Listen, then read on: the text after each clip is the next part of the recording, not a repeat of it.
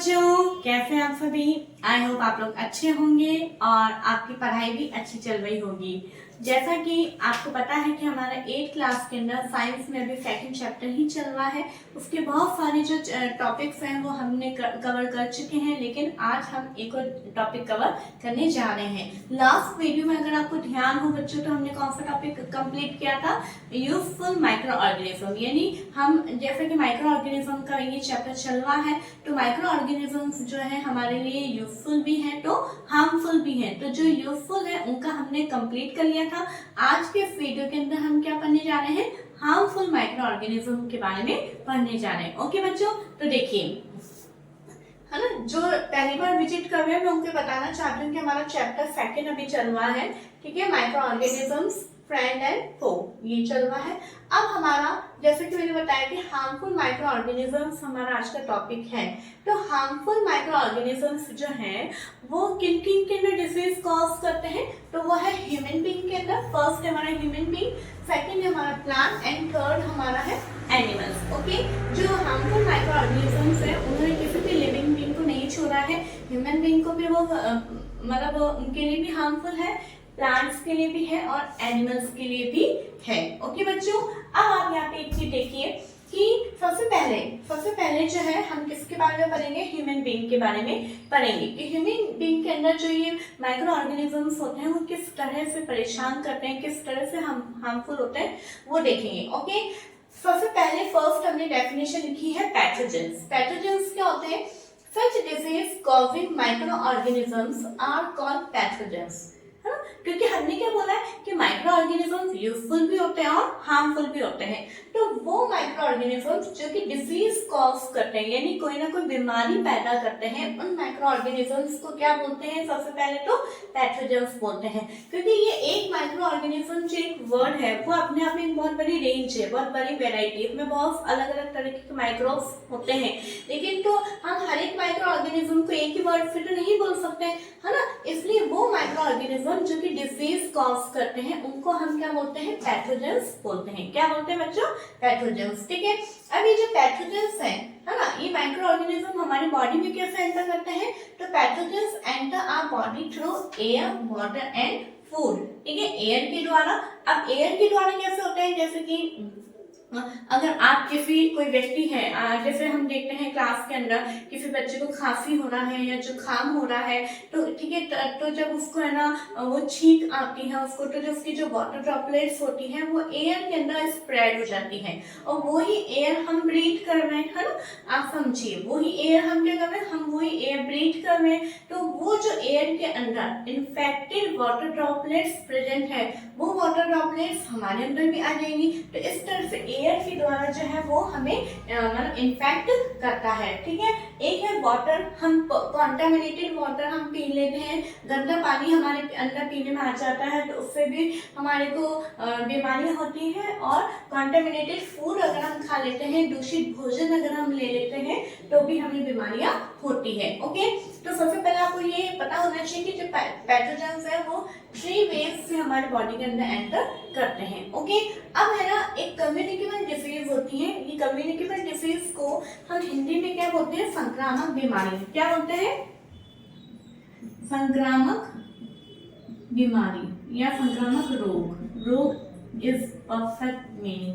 ठीक है, संक्रामक रोग। अब ये क्या होते हैं, microbial disease that can spread from an infected person to a healthy person। जो मैंने अभी थोड़ी जस्ट मिनट बिफोर मैंने आपको एग्जांपल दिया है कि अगर कोई जुकाम होता है और आप जो है उसके संपर्क में आते हैं और आप उससे जो आपको भी फिर जुकाम हो जाता है, तो ऐसे मतलब जो डिजीज जो कि एक इन्फेक्टेड पर्सन से हेल्थी पर्सन में स्प्रेड होती है, किनके द्वारा, एयर के द्वारा, वाटर के द्वारा, फूड के द्वारा और फिजिकल कांटेक्ट के द्वारा, यानी शारीरिक संपर्क के द्वारा जो फैलते हैं उन्हें हम क्या बोलते हैं, कम्युनिकेबल डिजीज बोलते हैं। जैसे कि एग्जांपल है चॉलेरा या फिर कोल्ड। ठीक है, आप देखते हैं जैसे स्मॉल पॉक्स हो जाता है, चिकन पॉक्स हो जाता है, उसके अंदर अपन देखते हैं बिल्कुल दूर रहा जाता है। क्यों, क्योंकि वो भी एक कम्युनिकेबल डिजीज है। ऐसी कंडीशन में मैं यहाँ पे रुक के थोड़ा सा आपको गाइड करना चाहूंगी कि जब आपको पता है कि हमारे घर में भी या हमारे नेबर में या हमारे क्लास के अंदर कोई बच्चा इन्फेक्टेड हो रहा है, कोई भी व्यक्ति इन्फेक्टेड हो रहा है, चाहे उसे फीवर हो, चाहे उसे खांसी की प्रॉब्लम हो, चाहे उसे जुकाम हो, किसी भी तरीके से अगर वो इन्फेक्टेड हो रहा है तो हमें उसकी किसी भी चीज को यूज में नहीं लेना है, ठीक है। हमें उसके वाटर बॉटल को यूज में नहीं लेना है, हमें उसके खाने को शेयर नहीं करना है, हमें उसके कपड़े भी काम में नहीं लेने हैं। घर में जैसे हम एक दूसरे के कुछ अगर चीज हैंकी हो गया है तो हैंकी भी हमें काम में नहीं लेना है, ठीक है। और सब चीजें टॉवल्स वगैरह सब चीजें जो है बिल्कुल सेपरेट होनी चाहिए, ठीक है। तो क्यों? ताकि हम उसके अंदर जो इन्फेक्शन से है उससे हम अपना प्रिकॉशन रख सकें, ओके। तो ये इन सब चीजों का आपको अपना पर्सनली ध्यान रखना है, ओके बच्चों। तो आई होप आपको समझ में आ गया होगा कि कम्युनिकेबल डिसीज क्या होती है।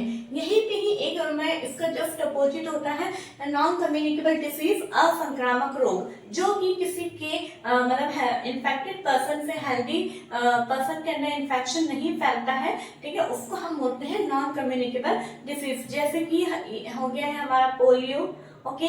पोलियो एक ऐसी डिसीज है जो कि एक दूसरे से नहीं फैलती है।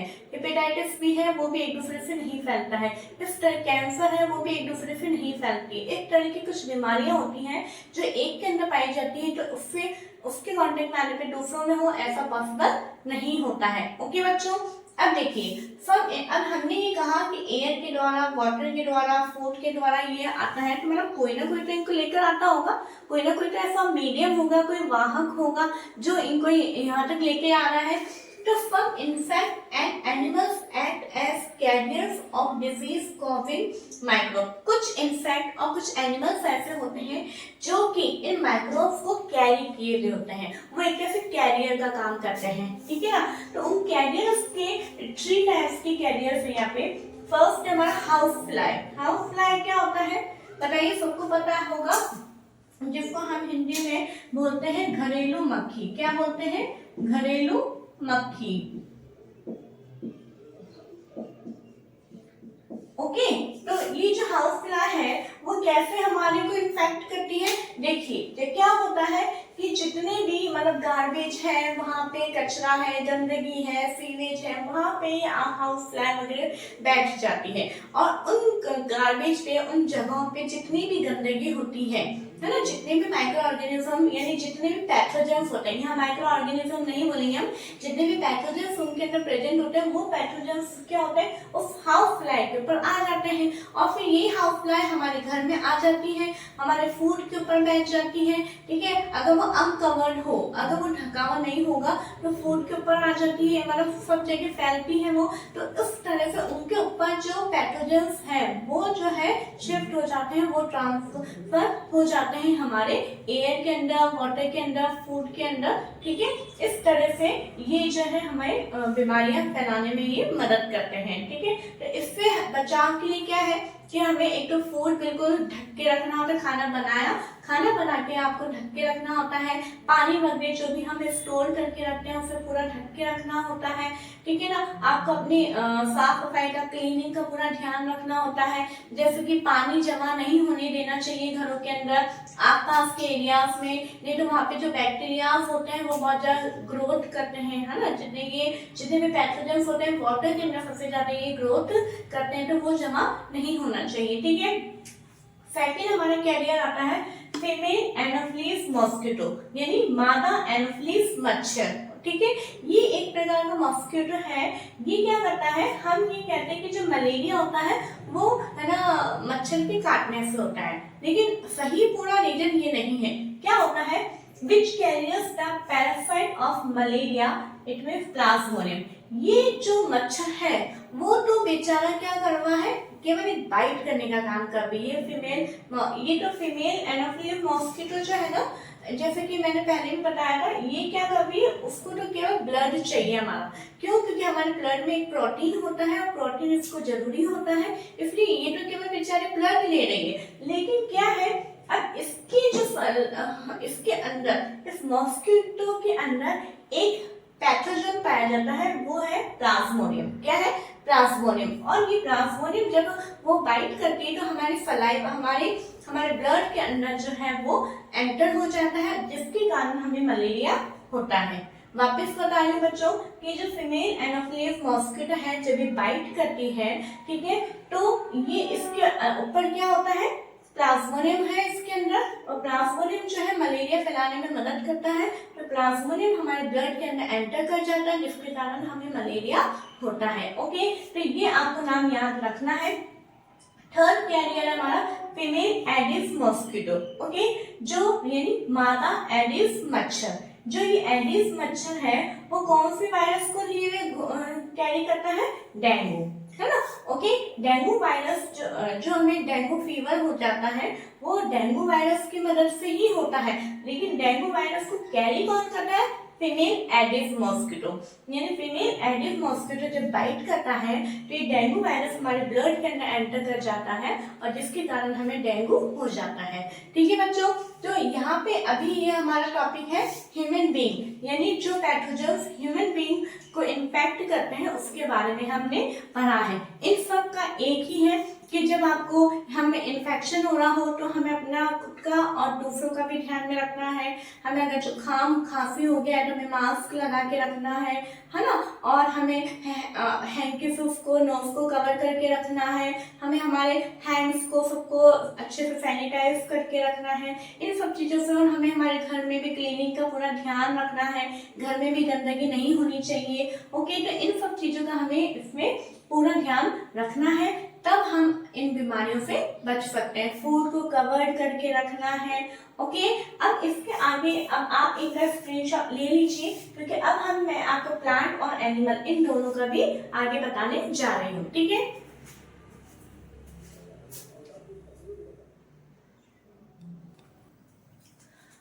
ओके बच्चों, अब देखिए अभी तक हमने इन ह्यूमन बीइंग्स का पढ़ा था, अब हम एनिमल्स का देख रहे हैं और प्लांट का देख रहे हैं। ठीक है, एनिमल्स में जैसे कि जानवरों के अंदर एंथ्रेक्स एक ऐसी बीमारी है जो कि बहुत ही डेंजरस है। ठीक है, बहुत ही खतरनाक है। Anthrax is a dangerous human and cattle disease. ये ह्यूमन और कैटल दोनों के अंदर पाई जाती है और ये एक प्रकार के बैक्टीरिया के द्वारा होती है। ठीक है, किसके द्वारा होती है, ये बैक्टीरिया के द्वारा होती है।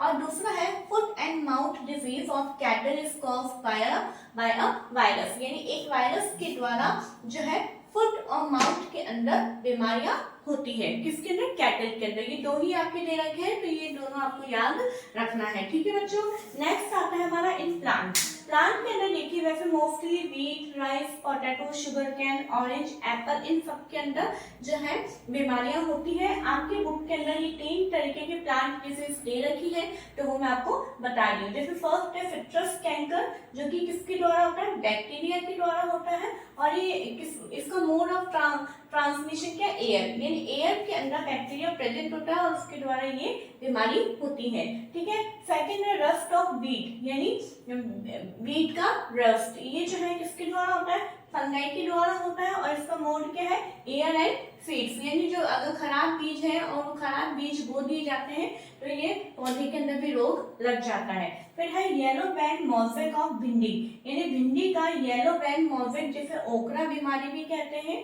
ये इंसेक्ट के द्वारा और वायरस के द्वारा, मतलब माइक्रो ऑर्गेनिज्म तो वायरस है लेकिन इसका मोड, यानी यहाँ पे इंसेक्ट क्या है, इसका कैरियर है। ये जो वायरस है इस इंसेक्ट के अंदर ही पाया जाता है और ये इंसेक्ट जब इसको लेता होगा काम में तो ये इसके अंदर ये बीमारी हो जाती है। ठीक है बच्चों, तो ये हमारा यहाँ पे कंप्लीट होता है इन एनिमल्स एंड इन प्लांट्स। उसके अलावा जो ह्यूमन बींग्स के अंदर जो कौन कौन सी डिसीज और होती है उसकी पूरी जो टेबल है वो भी हम अभी देखेंगे, लेकिन इससे पहले आप एक इसका स्क्रीनशॉट ले लीजिए।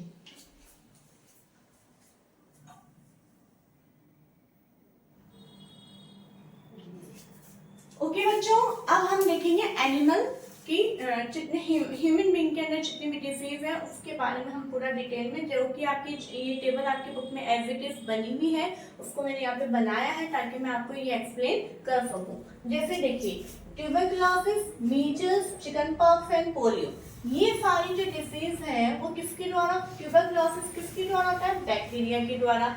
और मोड ऑफ ट्रांसमिशन क्या है, एयर। ठीक है, मीजल्स जो है वायरस के द्वारा होता है और ये भी एयर है इसका मोड। और चिकन पॉक्स ये भी वायरस के द्वारा होता है और इसका जो मोड है वो एयर और कांटेक्ट। ठीक है, यानी किसी के आप कांटेक्ट में आ गए हो तो उसके द्वारा भी ये होता है।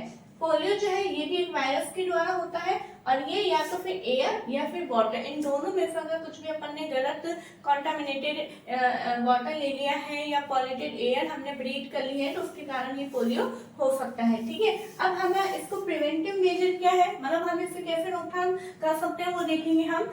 Keep the patient in complete isolation, अगर ये प्रॉब्लम हो रही है तो पेशेंट को पूरी तरीके से आइसोलेट करके रखना होता है, यानी उसको अलग रखना है हमें, है ना। जैसे कि मैंने चिकन पॉक्स, स्मॉल पॉक्स के बारे में मैंने बताया था कि आपको एक दूसरे के कांटेक्ट में नहीं आना है। ठीक है, keep the personal belongings of the patient away from those of the others, और जितने भी जो रिश्तेदार वगैरह हैं उन सबको भी, जो हमारे मिलने वाले उनको इनसे दूर रखना है। Vaccination to be given at age, और जो इनकी सुइटेबल एज होती है उसके ऊपर इनको वैक्सीनेशन दिया जाना जरूरी है। जैसे कि पोलियो एक एग्जांपल है, आप देखते हैं हर थोड़े थोड़े महीने के अंदर जो है पोलियो की दवाई पिलाई जाती है, पोलियो अभियान चलाया जाता है। ठीक है, क्यों? क्योंकि पोलियो जो है जैसे 5 साल तक जो है बच्चों को पोलियो की ड्रॉप्स पिलाई जाती है।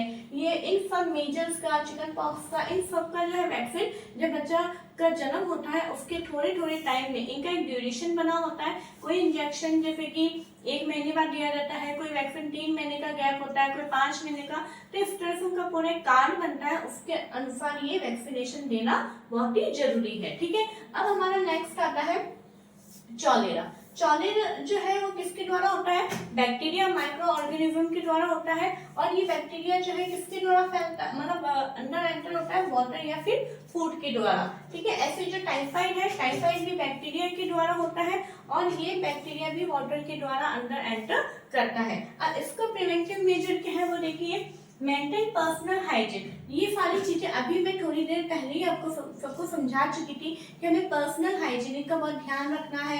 हमें जो है खाना खाने से पहले, बाद में हमें हैंड वॉश करने हैं। ठीक है, और उसके अलावा हमें अपनी चीजों का ध्यान रखना है। हमें पानी पीते समय ध्यान रखना है कि हम कहीं कुछ गलत पानी तो नहीं पी रहे हैं, है ना। अपने को रोज हमें नहाना चाहिए। ठीक है, इस तरह से हमारा पर्सनल हाइजीन को हमें ध्यान रखना है। एंड गुड सैनिटरी हैबिट्स, ये मैंने आपको बताई दिया है। कंज्यूम प्रॉपर्ली कुक्ड फूड, और जो हम खाना खा रहे हैं वो पूरी तरह से अच्छे से पका हुआ होना चाहिए, खराब खाना नहीं खाना है। एंड ड्रिंक बॉइल्ड वाटर, और हमें पानी कैसा पीना है? बॉइल्ड वाटर, यानी पानी को उबाल के पीना है। और वैक्सीनेशन, यानी इसके भी हमें क्या लगती है? वैक्सीन लगती है, जो कि हमें उसका पूरा ध्यान रखना है। देखिए बच्चों, मैं ये बात बताना चाहूंगी कि अगर आपके रिलेटिव्स में, आपके नेबर्स में किसी छोटे बच्चे का जन्म होता है, ठीक है, तो आप उनके पेरेंट्स को थोड़ा सा एजुकेट भी कर सकते हैं। अगर वो आप देख रहे हैं कि वो अगर ज्यादा एजुकेट नहीं है तो आप उन्हें टाइम टाइम पे पूछ सकते हैं कि आंटी क्या आप इसका वैक्सीनेशन, टीकाकरण करवा रहे हैं। तो इस तरीके से हो सकता है उनको इस चीज के बारे में नॉलेज नहीं हो, जानकारी नहीं हो, तो आप जो है इनको बता सकते हो। ठीक है, तो आप जब उनको अपनी इन चीजों के बारे में बताएंगे तो वो सबसे पहले आपको खुश हो जाएंगे, थैंक यू बोलेंगे कि आपने हमें अच्छी बात बताई।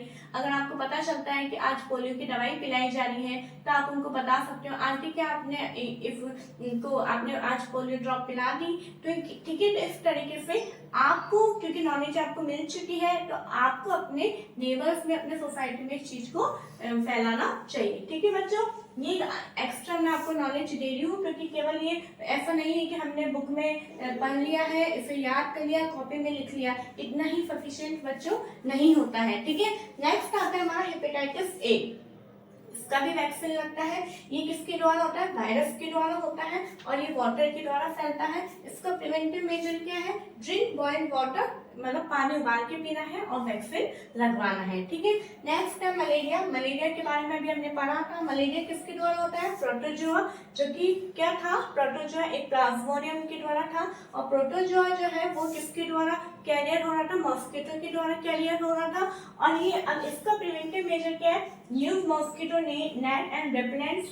ठीक है, spray insecticides and control breeding of mosquitoes by not allowing water to collect in the surrounding. ये सारी चीज मैंने अभी समझा दी थी कि एक तो हमें मॉस्किटो नेट यानी मच्छरदानी का उपयोग करना चाहिए। ठीक है, आप देखते हैं हम ऑल आउट वगैरह लगाते हैं, कहीं एक आती ट्यूब्स भी आती हैं जो कि हम स्किन पे लगाते हैं ताकि हमें मच्छर ना काटे। ये सब चीजों का हमें यूज में लेना चाहिए, और हमारे आसपास में पानी जमा नहीं होना चाहिए। क्यों? क्योंकि उसके अंदर मॉस्किटो बहुत ज्यादा ब्रीड करते हैं, यानी बहुत ज्यादा ग्रोथ कर लेते हैं, जो कि हमारे लिए हार्मफुल होते हैं। ठीक है, और क्या होता है? इंसेक्टिसाइड्स का स्प्रे करना चाहिए, यानी जितने भी एक स्प्रे आते हैं जिनके अंदर इंसेक्ट को मारने वाली दवाइयाँ मिली हुई होती हैं, उन्हें हम बोलते हैं इंसेक्टिसाइड, उनका जो है स्प्रे करना चाहिए, ठीक है।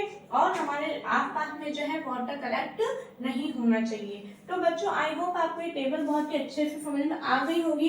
इस टेबल के अंदर बहुत सारे क्वेश्चन बन रहे हैं, जितनी आपको यहाँ पे ह्यूमन डिजीज है 1 2 3 4 5 6 7 8 और यहाँ कॉलम कितने दिख रहे हैं आपको 4, 8 4 32। इट मीन्स इस टेबल के अंदर 32 क्वेश्चंस बन रहे हैं। फॉर एग्जांपल जैसे ट्यूबरकुलोसिस है, ट्यूबरकुलोसिस का कॉजेटिव माइक्रो ऑर्गेनिज्म क्या है, बैक्टीरिया, है ना। ट्यूबरकुलोसिस का मोड ऑफ ट्रांसमिशन क्या है, एयर। ट्यूबरकुलोसिस का प्रिवेंटिव मेजर क्या है, ये, ठीक है। इसी तरह से जैसे मीजल्स है, उसका माइक्रो ऑर्गेनिज्म क्या है, वायरस, उसका मोड क्या है, एयर। इस तरीके से इस एक टेबल के अंदर इतने क्वेश्चन बनते हैं, ठीक है। प्रिवेंटिव मेजर तो एक एक ही अपने को याद करना है, और आपको ये भी बहुत बहुत आसानी से अगर आप 2 2 3 3 को भी लेके रोज लर्न करेंगे तो आपको ये पूरी टेबल अच्छे से याद हो जाएगी, ठीक है। इसी के साथ बच्चों आज हमारा इस एक वीडियो के अंदर हार्मफुल माइक्रो ऑर्गेनिजम्स का पूरा टॉपिक कवर होता है, कंप्लीट होता है। नेक्स्ट टॉपिक को हम नेक्स्ट वीडियो के अंदर देखेंगे। और अगर आपको ये वीडियोस एक थोड़ी बहुत भी अच्छी लग रही है तो प्लीज आप ज्यादा से ज्यादा वीडियो को शेयर करिए, क्योंकि आप शेयर करेंगे तो ही दूसरे बच्चे देख पाएंगे, ओके। क्योंकि आप इससे ज्यादा बच्चों को जानते हैं। और अच्छी लगी है तो लाइक करिए और सब्सक्राइब करिए। Thank you.